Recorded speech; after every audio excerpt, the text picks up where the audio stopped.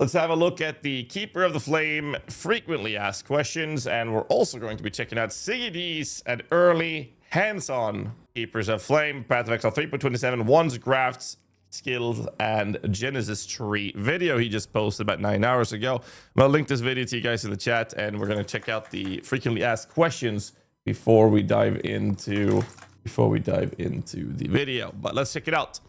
Following the Keepers of the Flame content reveal last week, we've seen a lot of questions about this that update to Path of Exile. Check the answers to some of the most frequently asked questions below. What is happening with content that is tied to Breach? Breachstone will still work in standard, but are unobtainable in Keepers League. Breach Scarabs will be unavailable in Keepers League. Chayula on Maven's Invitation, the Feared has been replaced with the Incarnation of Dread. Maven's Invitation, the Hidden, is now replaced with the Remembered, requiring Witness of Courtyard of Wasting, Chambers of Impurity, and Theater of Lies. It that fled does not appear in Betrayal encounters in Keepers League. Will the identification of items use the Control-Click shortcut from Path of Exile 2? The quick shortcut for item identification is Control-Alt-Click on mouse and keyboard. Control-Alt-Click, okay. Oh, because Control-Click will probably open up the vendor, right? Can all uniques be foulborn? Not all uniques can be foulborn. The list of uniques that can be is still ongoing. However, there will be more than 100 uniques that come from specific sources, such as boss uniques cannot be foulborn, such as Dark Monarch or like Wraith Lord, for example, Starforge and stuff like that. Have there been any changes to the frequency of finding all in Delve? The frequency of all appearing in Delve is unchanged. Will Faustus in the Rogue Harbor also be able to manage the synchronous trade? Faustus' synchronous trade will only be available in hideouts.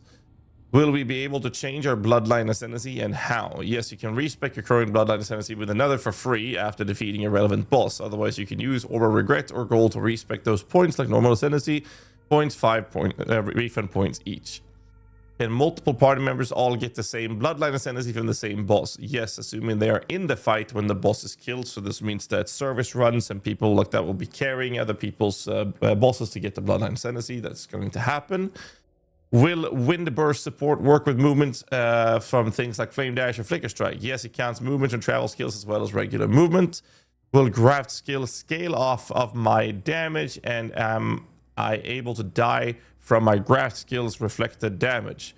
Graft skills do not scale off of player stats. Oh, but do have affixes which will affect their skills in many ways. Since Graft damage is not dealt by the player, reflected damage will not be dealt back to the player from Graft skill used. Interesting. This is very interesting, because will this mean that we can summon minions from the Grafts despite wearing something like Dark Monarch if it's not the player summoning it? Because if that's the case, we could actually get the brittle minions on a minion build that is using those things. They said that in the QA with Ziggy, that you can use minions from the Grafts despite wearing Dark Monarch. Because if they said that, I missed that entirely. Can someone in chat confirm that? The Graft is what summons it? Yes, but it becomes an ally, right? Because yes, indeed, that means that the Grafts would be considered like an attached mercenary on your back, basically, right? Since the Grafts are not you, then they realistically and logically means that we should be able to use the minion Grafts despite wearing something like Dark Monarch or Wraith Lord, right? Which means that we are going to utilize brittle stuff for the Spectre build, and the same thing goes for things like Dark Pact, for example, which is actually wild. Well, we're gonna have to playtest it and see how it feels though. How many Spectral Tigers can you have, and how much critical strike chance attack speed do they give? You can have up to 5 of them. Each of them grant 25 critical strike chance, 7 attack and cast speed. We'll continue monitoring for question, and we'll continue to update the post when we do. Thanks so much for continued support. We'll see you at launch. This is very interesting. Like, very interesting because of the fact that if we're able to do that, applying brittle on a Spectre build is insanely good. Like, insanely good. And honestly, same thing with Dark Pact for that matter, especially now with the increased crit strike chance buff we got as well. Either way, I promised I was going to look into the Ziggy video with first early hands on Keepers of the Flame. Link in the chat earlier. We'll leave a link in the descriptions down below. Let's check out the video. G'day folks, Ziggy here. On my recent trip to the Grinding Gear Games studios to host the Q&A, I had a few hours to try some hands-on with the new Keepers of the Flame expansion. Thanks to GHAZZY for flying me out there. So let's roll up a witch and mess with the newly buffed wands as we explore Breach 2 along with the new grafts and crafts that it brings. And now won't you join me for a wander on the Breach? A wonder on the another beach. world are invading Rayclast. Surprise, surprise, once again the Mudflats is experiencing some new drama. We simply must attach a sentient arm from another dimension to our back if we want to continue. Take this graft. It will meld with your essence and alter you, allowing you to wield our flame against the invading Stick it in your hive. body, it's So she ends up fine. acting surprised that we survived after we do so. Classic. Good. You survived the melding. Kinda makes you wonder how many others didn't before us. But, you know, we've been shoving questionable things in ourselves in the quest for loot for over a decade now, so we're pretty much experts at it at this point. This first graft is just really a basic one as a placeholder to let you interact with the new version of breaches. Areas of stabilized breach incursion where the breachlings are building fortifications. Thankfully, those fortifications are meaningless to us because the flames just automatically burn them away without even slowing us down. And this lets us clear a path to the center where we can call Ilith to destroy the breach. In classic PoE fashion, it's not unusual to get wrecked by the league mechanic in the Mudflats. Oh yeah, that's a new league right there. But the good news is you don't just seem to instantly fail the mechanic here. I was able to run back and keep fighting when this sort of thing happened. Go. You did it! You exposed the center! I can destroy this rift. I just need time. Defend me while I focus my will. These fortified breaches give you a decision. How much wall do you burn away? Burning more means more attackers and more angles of attack to watch out for as well. But more kills does give you more graft blood and more loot, so there's your risk-reward element. And to help on top of that, there are various power-ups spread around the area that you can kind of unlock by burning walls around them, freezing enemies, shielding Ilith, and a few variations of ones that kill monsters. These can be pretty impactful, and in the harder breaches, you can save these for those last couple waves when the things get a bit spicy. Oh? After surviving this first tutorial breach, Ilith summons us to the Keeper's Temple to bring the horned skull that we found. We can give this piece of the enemy to the Genesis tree to cultivate her growth. You'll occasionally discover breach monster body parts like this, and they're one of two ways to unlock new parts of the Genesis tree and to give more passives to spend in it. The other way to progress is simply just to spend as much graft blood as you can, which you gather from each breach that you close based on the kills that you get. The Genesis tree lets you grow gear, currency, uniques, and new grafts, those creepy back arms. Each sub-tree within it allows you to customize how each of these things work when you grow them, which I'll show more of that off later. But for now, we can simply put the growing womb gift in the Genesis tree to grow our first real graft. These have base types themed around one of the breach shards, a graft skill that they grant, and some random stats that affect either you or that graft skill. So I first get a Tull graft here, which means that it's cold themed, and it's got some chance to freeze and projectile speed bonuses for me too. But the real boon here is that skill that it has. Falling Crystals. This arm is its own creature that lives on our back, and this one throws ice at any frozen or chilled enemies around us. That's quite creepy and cool. And I have to say, many of the grafts I tried were powerful and impactful while leveling too. They were actually pretty interesting to incorporate into my gameplay too. Like for this simple first one, this Tull graft needs enemies to be chilled, so I made sure to pick up Frostblink and use it to maintain chill on enemies so that it would auto-attack them with its icicles for me. Later on, getting some cold damage from Herald of Ice lets me fully automate a Tull graft like this too. So the skills have a set level, and there's a bunch of them to mess with, so you can and should be swapping them out pretty regularly as you go. And later on, you can use the Genesis tree to influence which grafts you tend to get once you figure out good matches for your build. So the graft skills are pre-scaled, and they don't scale with your stats. The arm is its own little independent thing. It's not you, which just makes it creepier. That's good because it means that attack grafts can still be used on your spellcaster builds and vice versa. But that's not really to say that you can't synergize with them. There'll definitely be some that will be better for certain builds. For example, a build that lowers enemy cold resistance would be better with a Tull graft like this one that's doing cold damage. So as you may have noticed in the background, in addition to those fortified stabilized breaches that we encountered earlier, there are also these quote-unquote normal breaches. These are the unstabilized breaches that just work like old school breach, somewhat. Step into the flame and it opens briefly for you to fight breach monsters. The more you kill, the more it stabilizes and the longer it stays open. Eventually the idea is to stabilize it, it'll stay open until you fight like a boss or a big wave of enemies or something like that. But early on, you aren't expected to stabilize these until somewhere about maybe halfway through the campaign, so don't stress about it too much early on. I think you'll just quickly pop them and get some kills for some easy graft blood, and if it's a particularly juicy one, you can try and kill a bit more for better loot and the potential womb gift drops. So a quick note about these. In the footage, you'll see that I have to return to the original unstable breach hand location to loot, and that's not really ideal, didn't feel very good. So I'm happy to say that I was talking to GGG about this, that it was going to be a bit of a quality of life issue for players that would definitely get mentioned.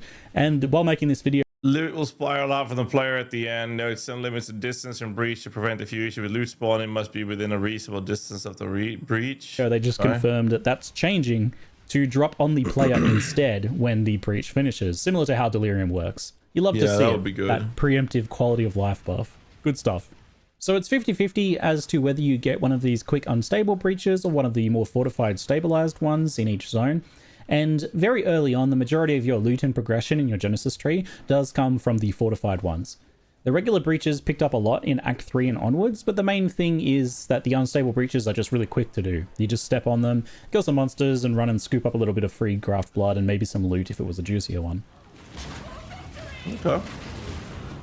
Now, when you first start gear crafting the Genesis tree at the beginning of Act 1, it's about what you'd expect with crafting random rare gear. You will get some good items that most of the time aren't the item type that you need, so you can't use them. But that's where the tree nodes come into play as you progress, and pretty soon after, you'll start getting the ability to specify exactly what you want. The main thing is, early on, you really just want to focus on getting new grafts to experiment with, and then you can supplement your currency and gear a little bit where you can, just to spend that extra graft blood. And remember that spending the graft blood is the main way that you unlock new passives, so keep spending it. Another cool quality of life pre-patch note, in the video you'll see that my graft blood is lost when I swap grafts. They've actually already patched this so that it's kept, and you can upgrade and experiment with new grafts as much as you want without losing anything. Good stuff. So it's been a while since I have played ones in PoE 1, and I expected it to be a little bit rough prior to getting the new skills, but Kinetic Bolt and Prismatic Burst is pretty solid, and the combination of being a bit over-leveled from breaches with the extra gear that I was getting meant that it felt pretty smooth. And not to mention the graft skills as well. The Frostbeat plus Icicle Toss thing was enough to clear most packs on its own. After Brutus, the next graft I got was another Tull graft, but this time with the Dance in the Wind skill. This is a manual cast skill, differently to the other one which was auto-attacked, and it lets you summon a tornado. It has this whole component of when you crit, it fires projectiles as well. Though at my level I didn't really get a chance to test this, I wasn't really critting enough at this point for you to see that in action. But it didn't even matter one bit, as the tornado itself was just amazing. Tons of damage and a pretty nice duration too. It stuck around and hunted down enemies and cleared the breaches for me. Definite potential there.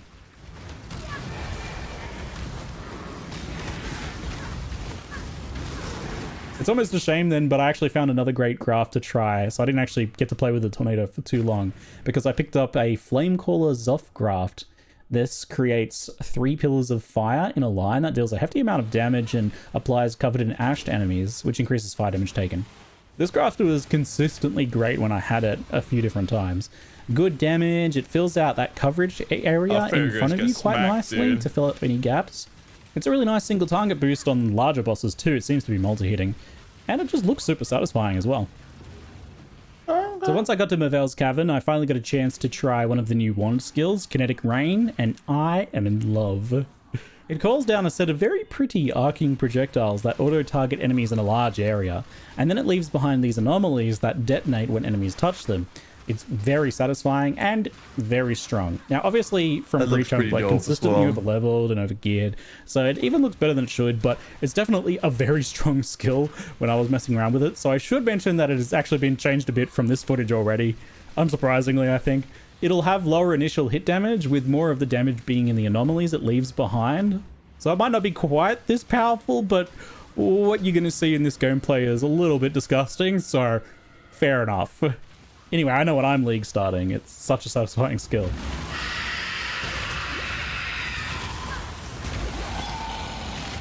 That looks pretty insane. So onwards into Act 2, I noticed the fortified breaches started sometimes having 8 waves, so they seem to pick up. You know, I wonder how massive an impact these grafts will have for like leveling through the campaign. I feel like based on what we've seen in the footage and what we're seeing right now, they look cracked like actually cracked to the point where I think that a lot of people will just walk through the campaign as with the assistance of the grafts. Now, I'm not saying that's a bad thing. I think that's pretty cool because most people don't actually like the campaign. I still never lost a single one to Aelith dying either throughout my entire playthrough, which is good. It seems pretty well tuned in that regard. They can be dangerous for you as the player, and I did die a couple of times when I got like a really spicy breach. Especially if I also happen to like clear a lot of spawners and get surrounded or caught by surprise by one of the faster ones. But that's the sort of thing that I want. I want to be like dying because I get overwhelmed, not because like Aelith dies while I'm blasting monsters. They really focus on you, the player. So even I think lower DPS builds, you should still have a pretty good time with this, I think. I think that shows GG's learning from previous leagues like Blight, where this was an issue, where like low DPS characters would just kind of like slowly watch the monsters crawl to and blow up the pump and not really be able to do much about it. True. What the fuck, dude? Okay, man. So after obliterating Weaver with Kinetic Rain, I grabbed the Kinetic Instability and Sacred Wisp support. Sacred Wisp is unsurprisingly great. It's just more attacks after all.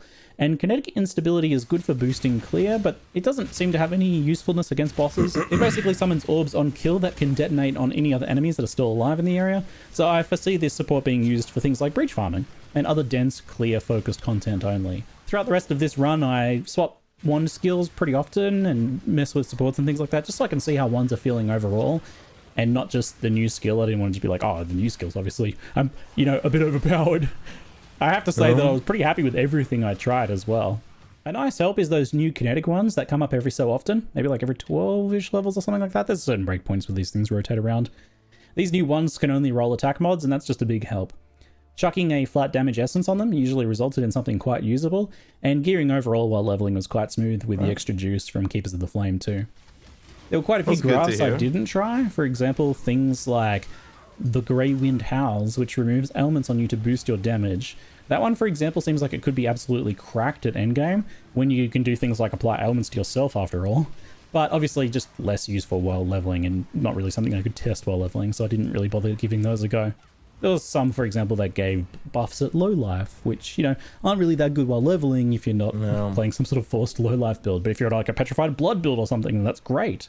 So around Act 3, the gear crafting started getting much better from the Genesis tree. I was able to start biasing it and improving what dropped significantly, making sure that they had better links and nearly always had an intelligence requirement, for example, so that I could use them. My plan was to see if I could get... Hold up, Bob. Seize the flesh.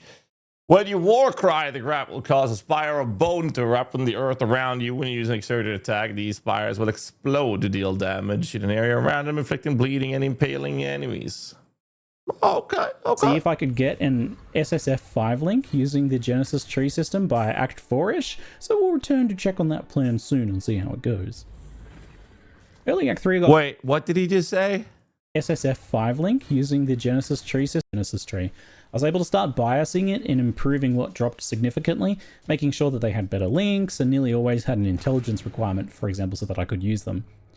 My plan was to see if I could get an SSF 5 link using the Genesis tree system by Act 4-ish, so we'll return to check on that plan soon. That's pretty wild.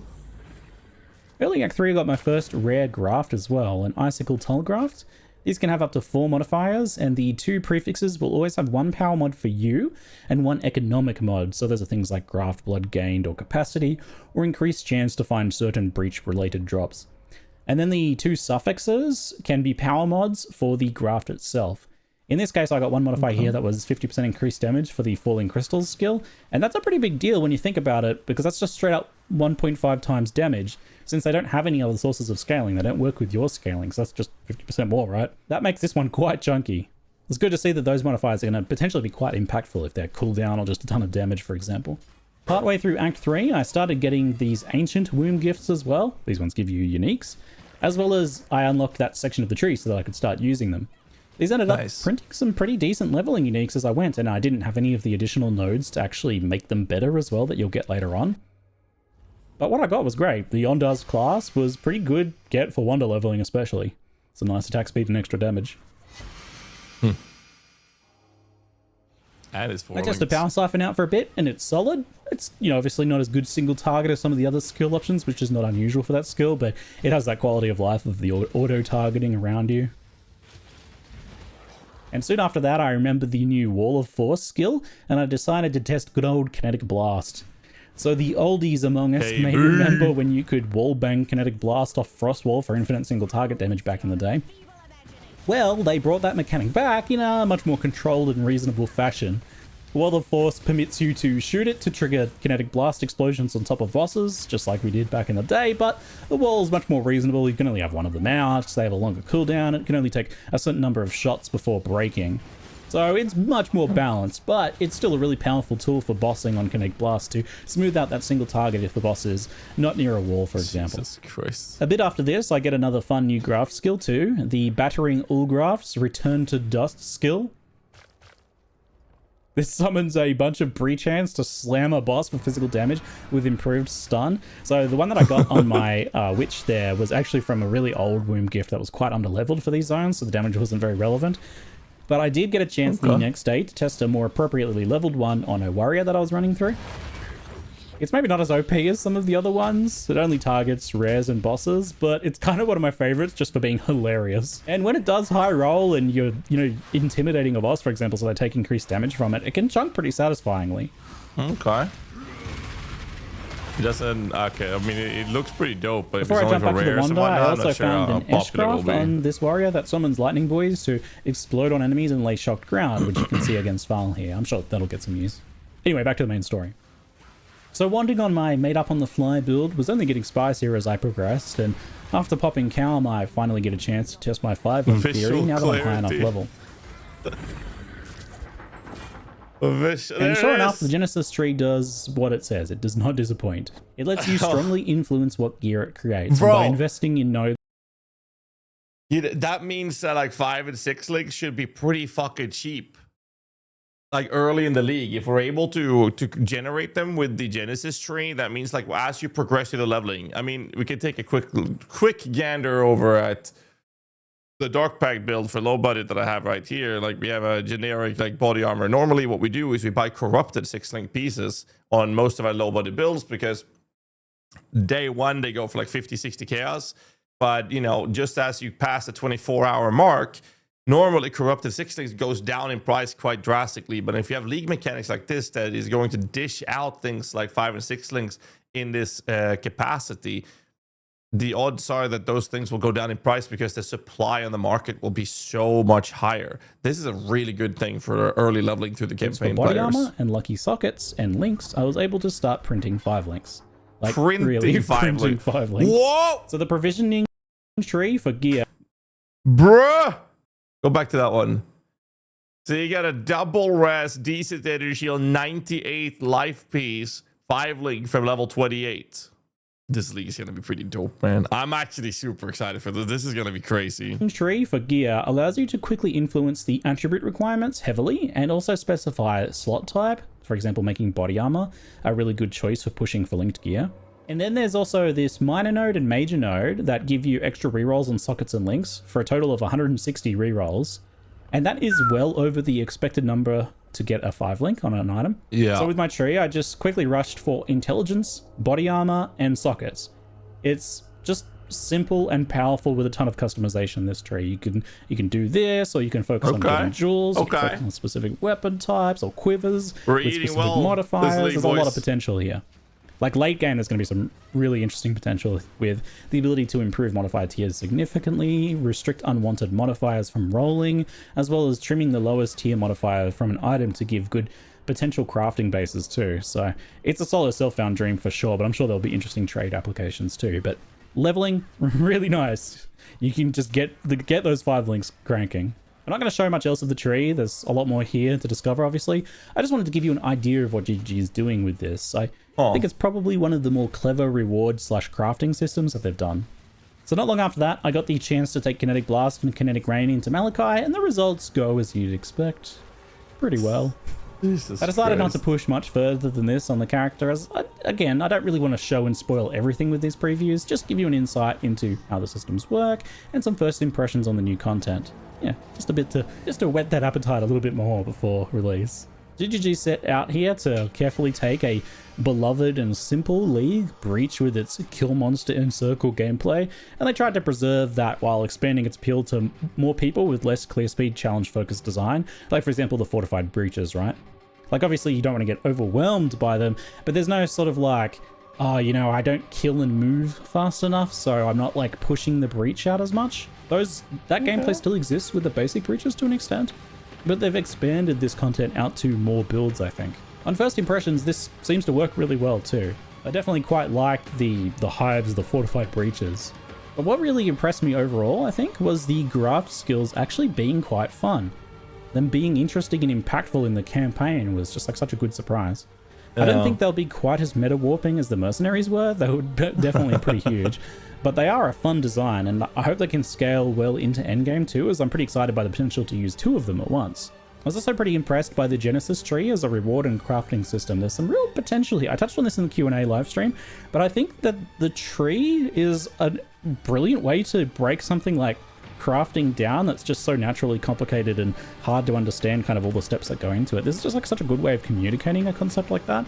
But I definitely think if this proves successful, we could see it influencing future designs for other mechanics in the future. Something about like allocating these nodes, like allocating resources to kind of put a craft recipe together. I think there's some real potential there. Anyway, I'll leave it there for now. I hope you've enjoyed this wander about the breaches with me. That's it for now. I'm Ziggy D, and thanks for watching. Good shit. Can we get a clap to the channel for Ziggy? This is a really good little showcase of the early hands-on. Here's the video again. I'll link it in the description of the YouTube as well. But here it is on Twitch and YouTube streams. There you go, boys. Bro, this was nice. Don't forget to leave a like. Thanks for the preview. Looking dope. So that's nice to see. I mean, it looks like we're going to be having a lot of extra power during the early stages of it. I mean, the crafting stuff looks fantastic with the availability of getting like early 5 links and whatnot. Because I think that veteran players don't really have an issue with the campaign. And I think that there's a lot of people that are coming in from PoE 2 to try PoE 1. So having this early power spike scaling is going to be something that will benefit a lot of the newer players coming into the game as well. So I think that this is like a nice balance of how they approach it. And turboing the campaign, I think no one's really opposed to that, at least. Anyways, great video showcased by Ziggy. Thanks so much for watching this, and don't forget to like, subscribe for more content. Check out the video. I'll link in the description below, and I'll catch you guys in the next one. Till then, stay safe, keep rocking.